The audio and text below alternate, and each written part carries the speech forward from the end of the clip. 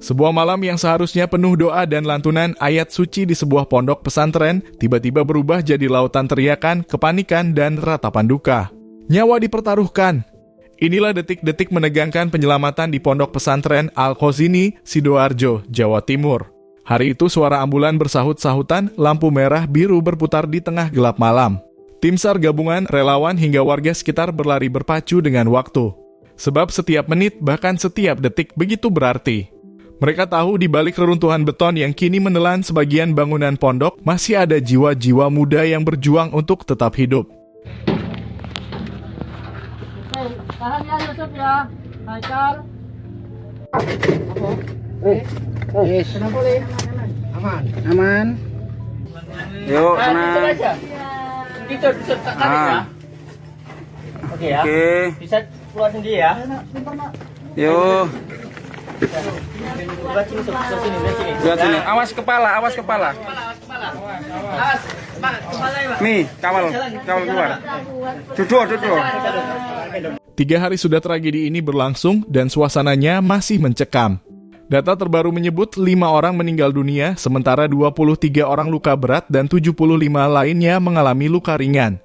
Namun di balik angka-angka itu ada ratusan cerita perjuangan baik dari para korban yang terjebak 16 tahun, apa yang luka? Ya? maupun dari tim penyelamat yang rela mempertaruhkan nyawa mereka sendiri demi menolong. Yuk, udah. Kuat. Bismillah. Alhamdulillah. Ayo alatnya. Alatnya. Wes, Aceh istirahat. Free. Kepala Basarnas Marsikal Madya TNI M. Syafi'i bahkan tak bisa memastikan berapa banyak santri yang masih tertimbun. Awalnya ada kabar 91 orang terjebak, tapi kemudian diperbarui menjadi 59 orang berdasarkan absensi dan laporan keluarga. Bayangkan betapa sulitnya memastikan jumlah pasti di tengah situasi penuh kepanikan seperti ini. Dan disinilah poin paling krusial, golden time 72 jam. Waktu emas yang menentukan apakah para korban bisa diselamatkan atau tidak. Tim SAR tahu betul peluang hidup menurun drastis setelah melewati periode ini. Karena itu mereka bekerja tanpa henti, siang dan malam mencoba menyalurkan air, vitamin, bahkan cairan infus melalui celah sempit reruntuhan. Bayangkan betapa harunya momen ketika setetes air berhasil masuk ke tangan seorang santri yang sudah 3 hari terjebak dalam kegelapan. Namun, perjuangan mereka tidak mudah. Reruntuhan bangunan digambarkan seperti jaring laba-laba.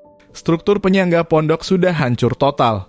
Sedikit saja salah langkah, getaran bisa memicu runtuhan lanjutan. Itulah sebabnya penggunaan alat berat tidak mungkin dilakukan. Semua harus serba manual menggunakan cangkul, sekop, bahkan tangan kosong. Tak berhenti di situ demi menjangkau korban yang benar-benar tak bisa bergerak karena terhimpit. Tim SAR kini menggali terowongan kecil di bawah reruntuhan. Mereka masuk perlahan dengan napas ditahan, hanya berbekal penerangan seadanya. Setiap meter yang berhasil digali menjadi harapan baru bagi keluarga yang menunggu di luar, berdoa sambil menggenggam tasbih. Oke, ini korban atas nama Yusuf.